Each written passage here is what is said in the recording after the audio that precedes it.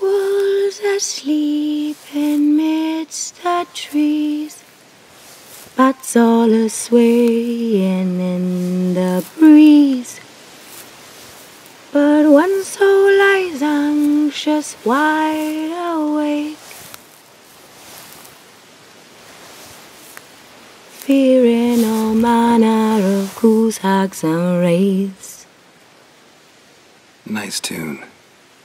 Been a while since I heard it last. Folk have forgotten it. Got other things on their mind. Things like me. They paid me for you. In times past, no amount of coin would convince a witcher to take this contract. Times have changed.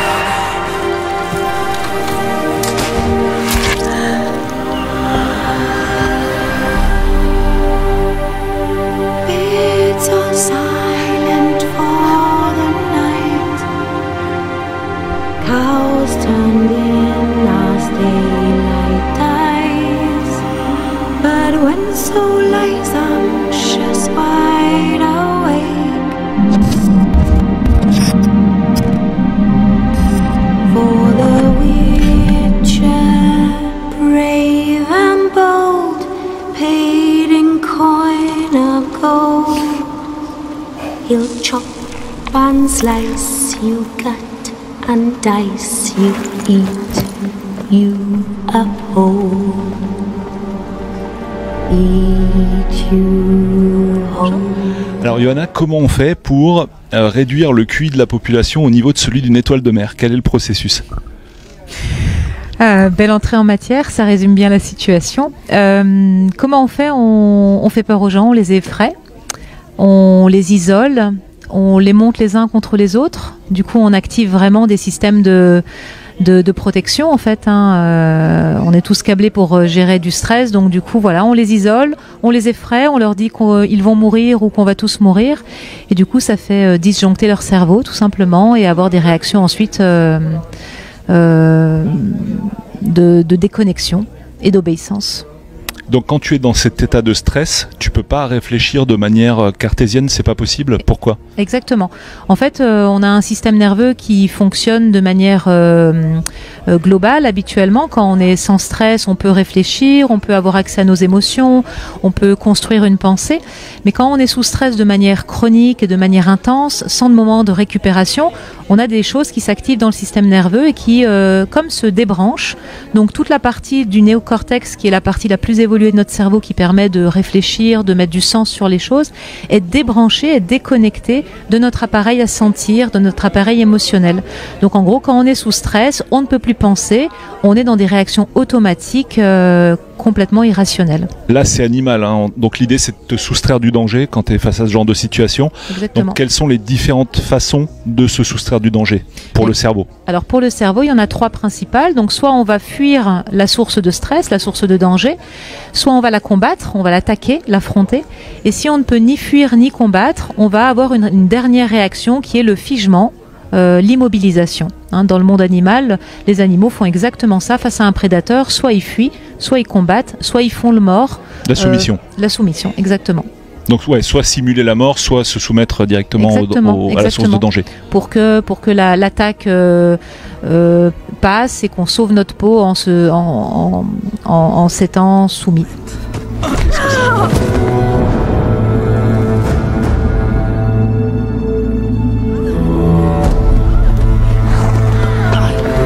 Don't meddle. Take the reward and let's go. Help me! Knew you witches wouldn't scorn imperial gold. Tough hunt. Tougher than yours, that's certain. Evil is evil. Lesser, greater, middling, makes no difference. Come fit me. Bring her down. Do it my way. You like that, you bitch? Get the hammer. Kick her teeth in. The degree is arbitrary, the definition's blurred. If I'm to choose between one evil and another, I'd rather not choose at all. Just make it quick, Geralt. What the?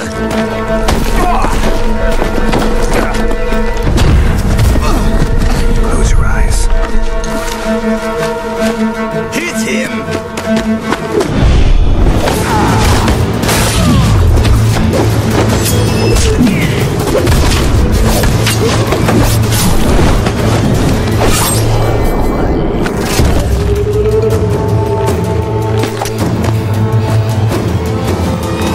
What are you doing?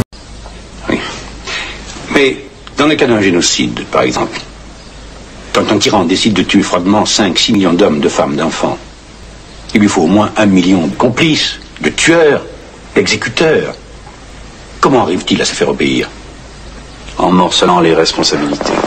Bien entendu, on utilise les individus les plus cruels dans la violence finale. Mais à tous les maillons de la chaîne, on a rendu l'obéissance confortable.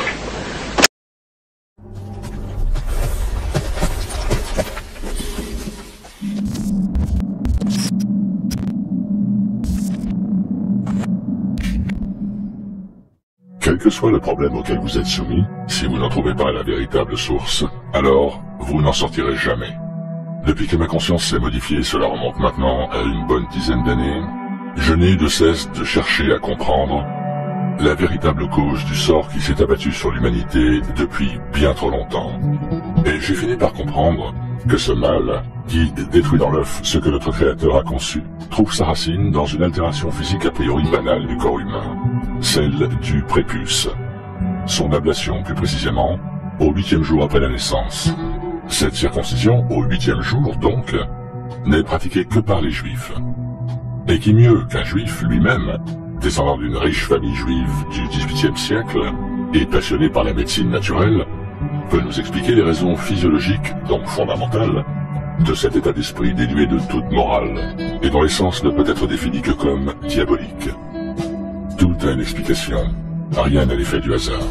Je vous laisse avec le professeur Domergue dans un extrait d'une interview. Merci de votre attention et à très bientôt.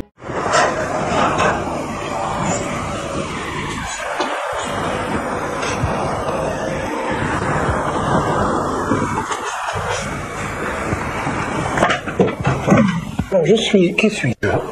Mon nom est Roger Domergue, Polaco de Ménage. Je descends par ma mère d'une famille juive illustre qui s'est occupée de coton, de banque, du canal de Suez, etc. en Égypte. Je suis en désaccord parfait avec toute la conjoncture spéculative, athée, des Rothschild, Damer, Soro et compagnie, Marx, Freud, Einstein, Oppenheimer, S.T. Cohen, etc., Picasso et consorts. Un ami, le docteur Henri Praval, qui faisait partie de l'Organisation mondiale de la santé, disait de moi, sans aucune connotation péjorative, que j'étais le plus marginal des marginaux. Je n'en tire aucune gloire, c'est le destin qui m'a fait comme ça. S'il a eu à choisir, je n'aurais pas choisi ce destin. Donc je rejette le capitalisme libéral et le capitalisme d'État, qui sont pour moi les deux revers de la même médaille matérialiste. Et j'inclus ces deux impostures dans un concept nouveau que j'appelle le judéo-cartésianisme. J'ai été professeur pendant 40 ans dans l'enseignement secondaire et supérieur, et j'ai assisté pendant cette durée de 40 ans, angoissé et impuissant, à la progressive déchéance de notre jeunesse, que j'ai vu précipiter dans la musique disco, la pornographie, la drogue, le beatnikisme, le terrorisme, l'épavisme, et même, récemment, l'illettrisme, pour ne pas dire l'analphabétisme. La prise de conscience de la spéculation athée,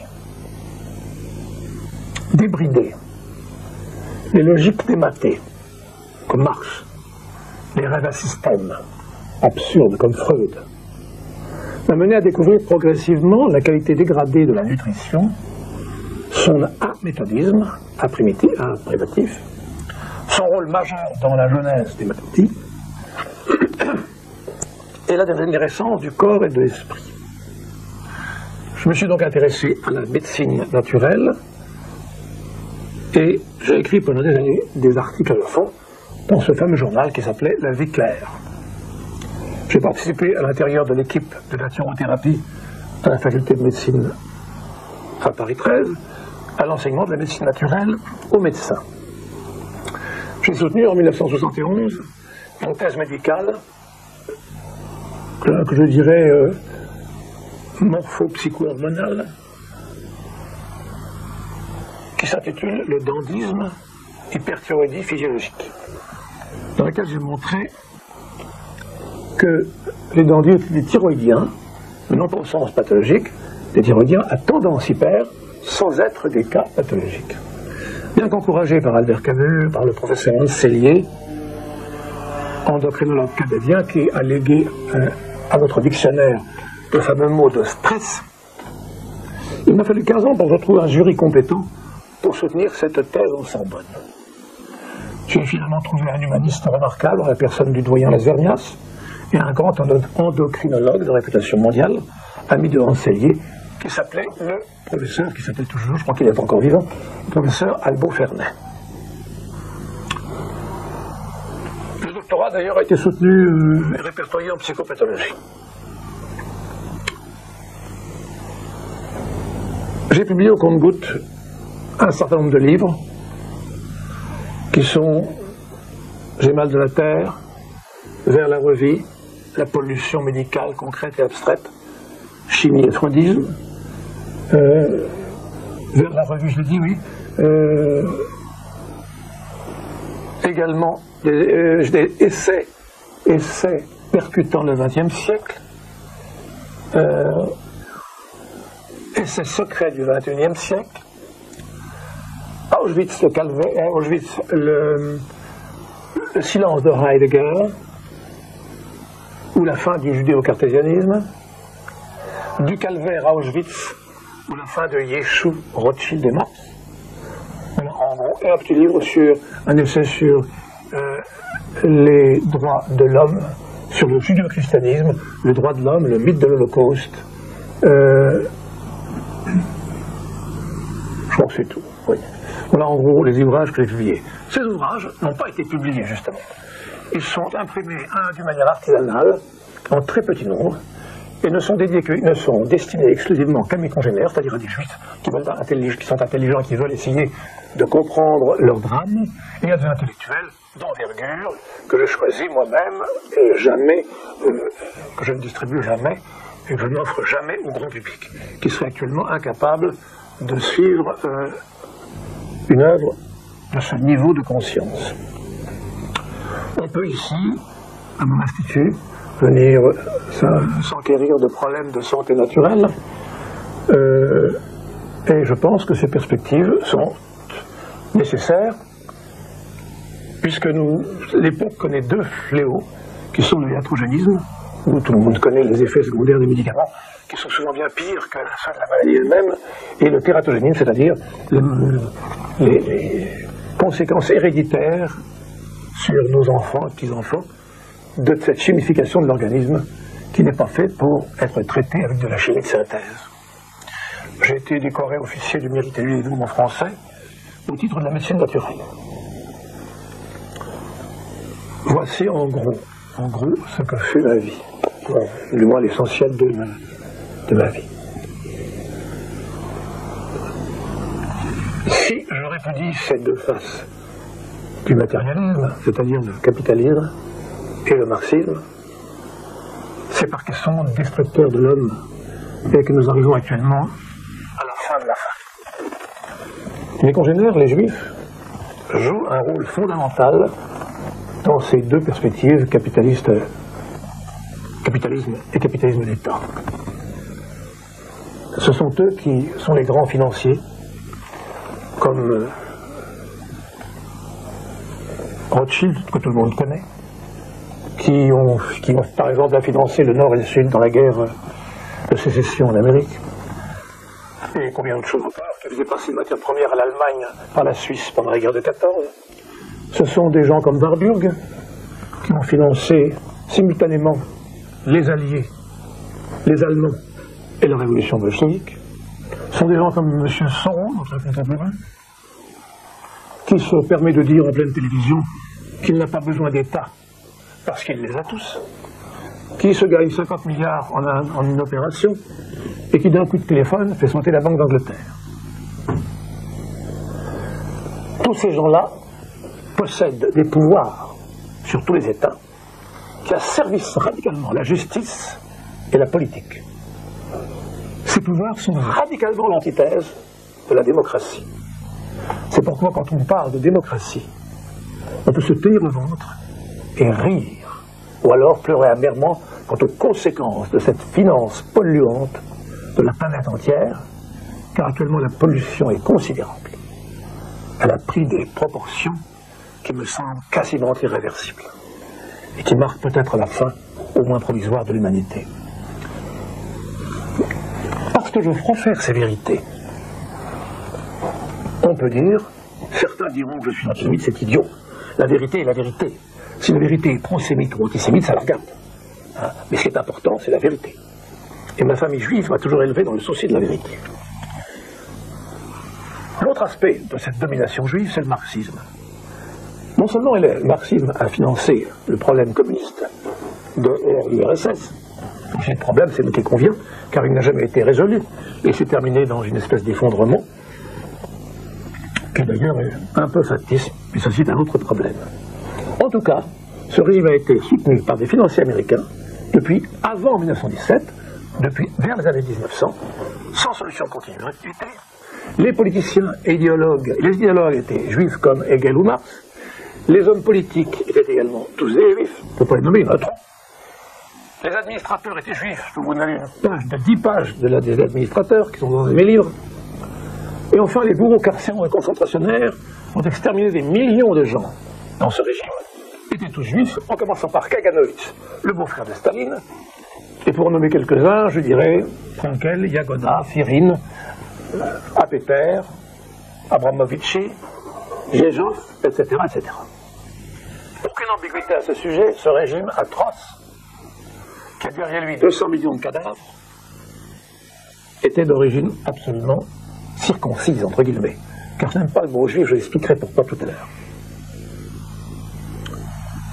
Bref, nous vivons dans un cercle vicieux juif. Et quand je dis cercle vicieux, je devrais plutôt dire globe vicieux. Et il ne semble pas moyen d'en sortir. Il faut donc comprendre ce phénomène. Ce phénomène, il faut le comprendre et l'étudier par-delà l'anti- ou le prosémitisme. Nous vivons, selon la tradition éternelle, léguée par l'Inde ou l'Égypte, dans une période qui s'appelle le Kali Yuga, ou simplement l'âge des ténèbres. L'âge des ténèbres correspond à une chute verticale de l'humanité. Il faut bien qu'elle se produise. Et à l'observation la plus élémentaire, on a l'impression que ceux qui ont en charge cette désintégration de l'humanité, pour terminer une phase, un cycle final, ce sont justement les circoncis au 8e jour. Ce sont des gens qui sont affublés cosmiquement de cette charge. Donc il est normal qu'ils ne puissent pas comprendre leur tragédie.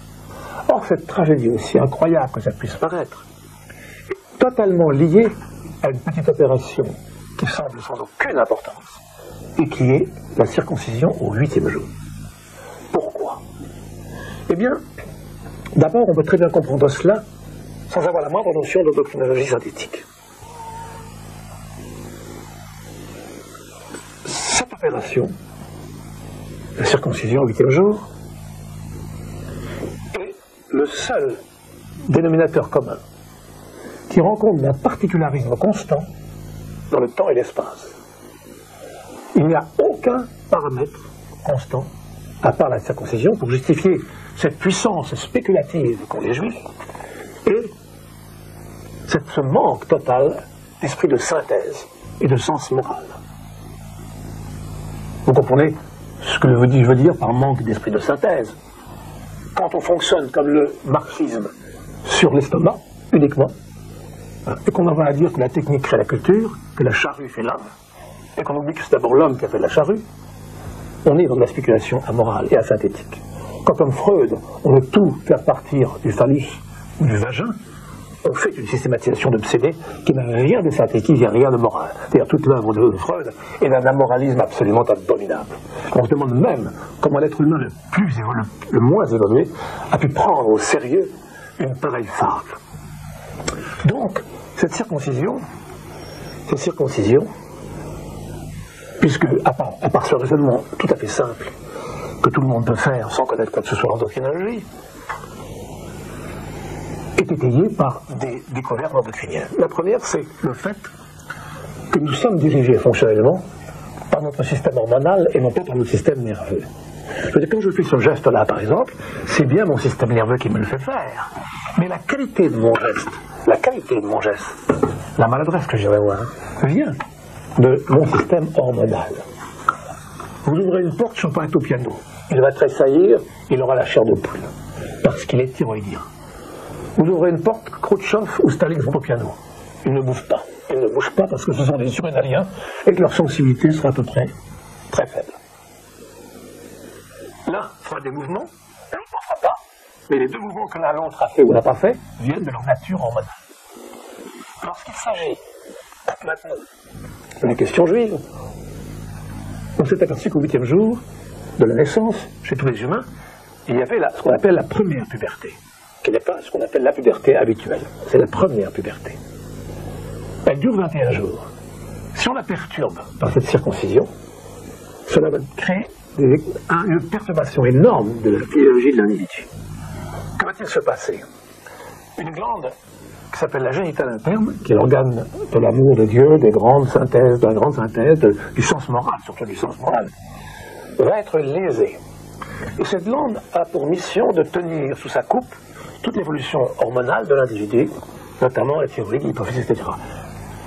Lésée par la circoncision, elle ne va plus les tenir en laisse, et la thyroïde et l'hypophyse, surtout l'hypophyse, vont se débrider et vont avoir une puissance physiologique à peu près 10 fois plus importante que celle des autres humains. Et en même temps, les hormones interstitielles vont se fixer sur la génitale reproductrice. qui, comme son nom l'indique, sert à la reproduction. On va donc avoir des gens qui vont avoir une possibilité cérébrale, hypophysaire, analytique et thyroïdienne imaginative décuplée, mais qui ne sera pas contrôlée par cette génitale interne, ni physiologiquement, ni psychiquement. En même temps, ça va donner à un certain nombre de juifs des traits bien caractéristiques que tout le monde connaît. Et je ne parle pas de Mendès France, par exemple, ou Raymond Aron, qui sont typés, il y en a tellement d'autres. Regardez, par exemple, les visages de carnassiers des financiers les plus connus. Donc, cette circoncision est la cause de leur tragédie. Et ils ne peuvent pas le comprendre. Parce qu'il semble, certains le comprennent, je connais quelques juifs qui le comprennent, mais la globalité juive ne le comprend pas. Certains l'ont parfaitement compris. Et l'ont proscrit chez leur descendance. Mais la majorité ne le comprend pas. C'est pourquoi il semble bien que l'humanité doit aller au bout de sa course. La course du Kali Yuga, la course de la destruction. Voilà donc ce que l'on peut expliquer pour la question de la circoncision, qui mérite d'être développée et qui est dans plusieurs de nos livres. Ceci étant dit, il y a deux catégories que je mettrai que je séparerai bien, bien que malheureusement elles se suivent. Il y a les juifs de tradition religieuse, tels qu'on trouve en Israël par exemple. Et puis les juifs de l'officialité matérialiste, qui n'ont gardé de la religion que deux choses, deux éléments. La circoncision d'abord, et puis cet impératif qu'il faut, nous le dirons tout à l'heure, qu'il faut prendre au goy autant d'argent qu'on le peut par le truchement de l'usure. Ceci est hérité de la tradition juive, comme je vais vous montrer tout à l'heure. Ça, ils l'ont gardé. Ces deux prescriptions religieuses, ils l'ont bien gardé, et c'est ce qui assure leur prédominance, non, leur hégémonie radicale et absolue dans le monde moderne dans lequel nous vivons. Je le répète, personne n'ira me dire que la puissance d'un Soros qui prétend avoir tous les États, donc il n'en a besoin d'aucun puisqu'il les a tous, dit-il à la télévision, qui nous dit que ce monde va imploser, qui nous dit qu'une société qui peut supporter quelqu'un comme lui, une société qui ne tourne pas rond.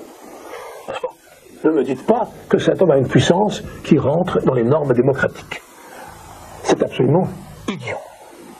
Donc, un monsieur comme M. Fouquet, qui était le ministre des Finances de Louis XIV, qui était supposé être très riche, est un véritable mendiant à côté d'un Soros, d'un Rothschild ou d'un Bordure. Ne me faites pas croire également que c'est démocratique qu'un monsieur qu'une seule famille puisse financer à la fois la révolution bolchevique, les Alliés et l'Allemagne. Ça, c'est absolument antidémocratique. Bien. Ceci étant dit, voyons un petit peu la chose. Puisqu'on nous parle actuellement de racisme, commençons donc par faire le nettoyage chez nous. Nous allons voir un petit peu ce que représente le racisme dans la tradition religieuse juive, depuis la Bible jusqu'à nos contemporains. L'abbé Pierre a dit, dire qu'un juif chante faux, c'est être antisémite. Moi je dirais que dire la vérité, c'est être antisémite. Ne pas plaire à un juif, c'est être antisémite. Et je résumerai tout ce que je vais vous dire par une phrase de Simone Weil. Parler d'un Dieu éducateur au sujet de ce peuple est une atroce plaisanterie. Ceci est tiré de La pesanteur et la grâce pour notre illustre congénère Simone Weil. Donc, ce débridement de l'hypophyse, c'est-à-dire l'intelligence analytique, qui va pouvoir être monstrueusement analytique, c'est ça, sans être dirigé par le concept de synthèse de sens moral, est la cause permanente de l'antisémitisme dans tous les pays, à toutes les époques où se sont trouvés les juifs. Ceci n'est pas une opinion personnelle, c'est une vérité historique qui a été soulignée par des juifs aussi célèbres que Karl Marx lui-même, lorsqu'il dit par exemple de supprimer le trafic ou supprimer le juif en parlant du capitalisme. C'est expliqué par Bernard Lazare, qui a fait un relevé historique parfait sur l'antisémitisme de tous les pays, par Otto Weininger, et même évidemment par Simone Weil, et même par Bergson récemment. Voyons voir cette mentalité transposée, voyons voir ce que fait cette mentalité au niveau de la tradition juive, par exemple. Dans son testament politique, Hitler dit « Il est normal que chacun éprouve orgueil de sa race et cela n'implique absolument aucun mépris à l'égard des autres. Je n'ai jamais pensé, dit-il, qu'un Chinois ou un Japonais nous fussent inférieurs. Ils appartiennent à de vieilles civilisations, et j'admets même que leur passé soit supérieur au nôtre. Ils ont des raisons d'être fiers, comme nous sommes nous-mêmes fiers de notre civilisation, de la civilisation à laquelle nous appartenons. Je pense même que plus les Chinois et les Japonais demeureront fiers de leur race, plus il me sera facile de m'entendre avec eux. Ces propos sont pleins d'un bon sens élémentaire. Dire le contraire, ce sera préférer une ânerie. Lorsque le professeur Israël Shahak nous fait connaître la véritable nature des écrits traditionnels juifs, dont il peut pénétrer l'essence parce qu'il connaît parfaitement l'hébreu, nulle part nous ne trouvons une seule phrase qui s'approche de près ou de loin de cette vue humaine et raisonnable. Ce matin circulait sur les réseaux, en ce mois de mai 2020, une nouvelle passée à peu près inaperçue.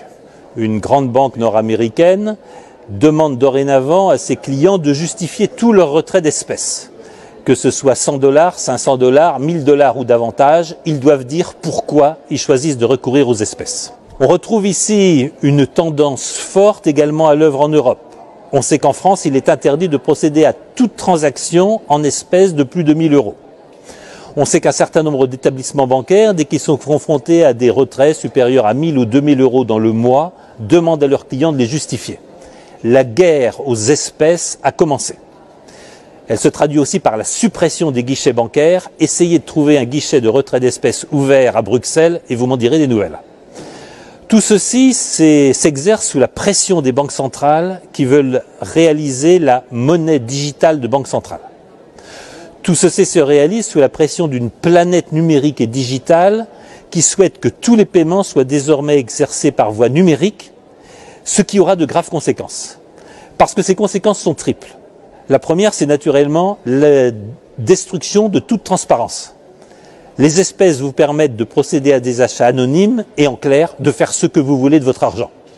Alors avec l'argent digital, ce ne sera tout simplement plus possible. Tout achat sera tracé, il pourra être retracé dans l'histoire et il pourra être porté à votre préjudice. La deuxième conséquence, c'est un contrôle absolu par les banques centrales, non seulement du volume de monnaie en circulation, mais aussi des épargnes et des comptes excédentaires de tous les contribuables et de tous les citoyens. Ce qui signifie que la Banque centrale pourra d'un trait de plume limiter les retraits, voire limiter les volumes d'épargne et les volumes de monnaie. Il lui suffira de supprimer des signes monétaires dont elle contrôlera la totalité. Puis le troisième point, et c'est le cauchemar d'une démocratie, c'est l'arrivée du crédit social. Selon vos consommations, selon ce qui pourra être situé de vos consommations, par exemple vous mangez trop de viande, par exemple vous consommez trop d'eau, par exemple vous roulez trop fréquemment en voiture et vous ne savez pas justifier vos déplacements. On pourra vous attribuer un crédit social, faire varier votre impôt et faire varier votre niveau de taxation. C'est ce qui a déjà lieu en Chine, mais c'est ce qui se prépare dans nos démocraties. Et voilà le réel point qui est en question. Je peux parfaitement comprendre que pour des raisons de contrôle de la masse monétaire, de contrôle de l'inflation et de reprise des masses considérables d'argent créées à partir de rien, les banques centrales se soucient d'un contrôle accru sur la masse monétaire. Je peux le comprendre. Mais nous devons voir que ce sont nos démocraties qui sont en danger en adoptant des systèmes et des éléments techniques qui sont aujourd'hui le propre des régimes totalitaires. La propriété privée est un élément fondamental de nos démocraties. Le caractère sacré de la propriété privée et des contrats privés est un élément de base de nos démocraties libérales. Tout doucement, sous l'égide du numérique, sous l'égide de la transition écologique, sous l'égide de glissements présentés au nom des meilleures intentions, nous sommes en train d'abolir les différences qui séparent nos démocraties des régimes totalitaires. C'est une pente extrêmement dangereuse. C'est à nos politiques de réagir, c'est à nos politiques de reprendre leurs responsabilités, c'est à nos politiques de ne pas abdiquer devant les experts, les savants, les comités et les big tech. Si nous ne prenons pas le contrôle des techniques digitales, numériques et de l'intelligence artificielle, ce sont ces techniques qui gouverneront nos sociétés, qui décideront de notre épargne, de nos moyens de consommer et de vivre, et c'en sera fini de nos sociétés libérales.